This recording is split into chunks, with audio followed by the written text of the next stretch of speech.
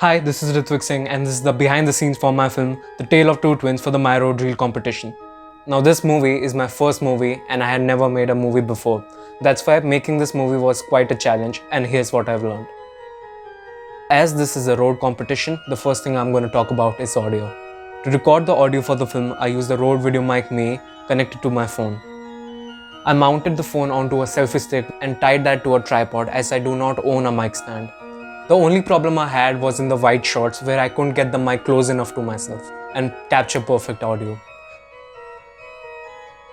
While writing the script, I was limited in human resources because of the rising coronavirus cases here in India. Therefore, while writing the script, I was inspired by Robert Zemke's Back to the Future 2 and wrote a story which involved an actor playing dual roles. I shot the movie on a Nikon D5600. The look of the film was inspired by this scene from Robert Eggers' 2019 film, The Lighthouse. Due to the low light conditions I was shooting in, it was essential for me to have the ISO as low as possible, as in higher ISO would have resulted in grainy footage. The shots in the movie are used to show the power dynamic between the two twins. I use a low camera angle on one of the twin to make him seem bigger and more powerful, whereas the other twin is shot above eye level to seem smaller and vulnerable. I was also using a slate to sync my audio and video later in post. The main highlight of the editing was the hidden cuts. The cuts were hidden in the pans. This was done in order to make it seem like a single shot and make the moment more immersive for the audience.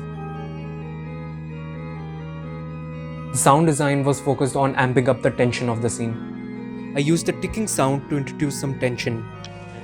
They got mad and I got really mad, which is actually the sound of the timer on my air fryer. When the gun is pulled out, the loud sound of the train is meant to disorient the audience.